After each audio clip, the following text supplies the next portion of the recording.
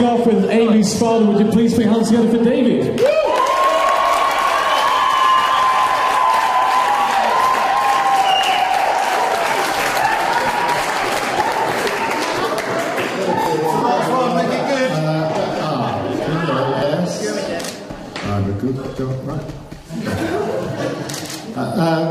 Amy, my last little daughter.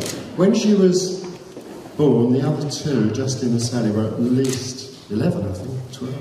Yeah. So she came along as a bit of a surprise.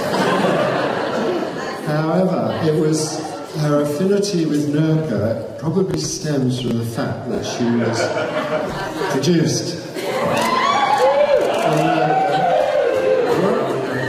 We were staying in a holiday place called Los Pinos.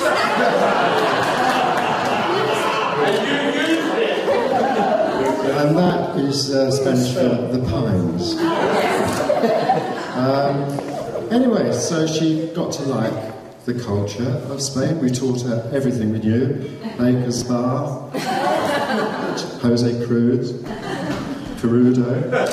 And by the time she was 11, she was sitting down playing Perudo with one or two older players and beating them. So I do hope it hasn't shown her a taste for gambling, which I totally discuss. Anyway, she grew up and then she became a teenager. And yes, she formed very strong opinions, very, what should I say? She's a very strong-minded girl. She's very passionate about lots of things. She's very funny, occasionally scary, but generally, as a teenager, she was fine. No, she was absolutely adorable. Loves everybody. However, her characteristics were a little bit like the Seven Dwarfs. She was occasionally dopey, happy, sleepy, sneezy, grumpy, and every now and then bashful. Is that the rest? I've done all the... No more dwarves, are there? What? There's one more. Oh, Doc, yeah, that's the one she occasionally visited. Anyway, to us, she was always our little Snow White. Until she drifted. Then, after the teenage years, came Bournemouth University. And we were very proud. She got a good place and she got a good degree in business studies. And at that time, it was time for Amy to, after her degree, come back and start to look for a job. That was quite fun, wasn't it? Because at the time, she couldn't face the prospect of going up to London. So Chris said to her, well, don't worry, darling, you can always get a nice job in sponge kitchens. And that kind of did the trick. The next week she's on a train up to Soho and she starts off as a runner for a post house.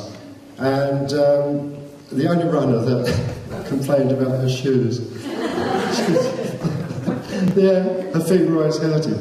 But anyway, after a runner she got into another job and then has landed up at Chili Bean, where she's now a very important cog in the Chili Bean world. She's a director of the company and doing very well, looking after clients who are actually quite difficult to look after, all of them.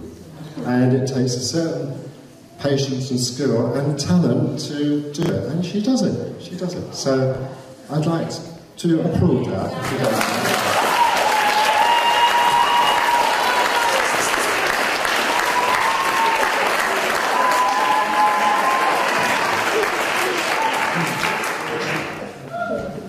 So, she's gone to university, she's gone to work, and then she meets Adam. And and discovered the gin.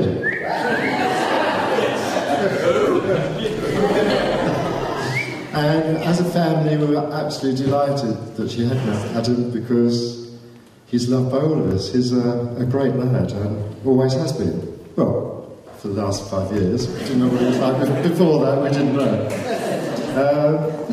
How many years? 7. Oh, 7, sorry. Anyway, there really are 2 men in Amy's life. One of them is a bouncy little thing that can play with his ball all day long to keep fit, you know, and loves nothing more than jumping up in her lap and licking her face all over. And the other one is Jasper.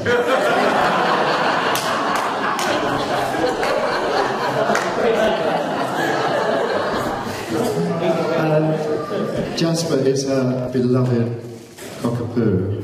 Yeah. And she'd love him to have been here, but he was otherwise engaged. But she's a bit like Jasper, her pet. She's great fun. She loves people. She's loyal. And she occasionally has to have a worm tablet.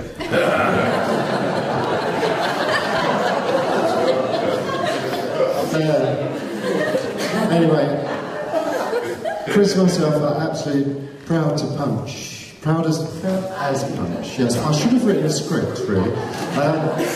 No, we're very proud that they finally made it, and we're sure they're going to be happy forevermore. And it's lovely for us to see Amy looking so happy and glamorous and relaxed as she is today. So, a toast to my lovely daughter and her new husband, Mr. and Mrs. Allsop.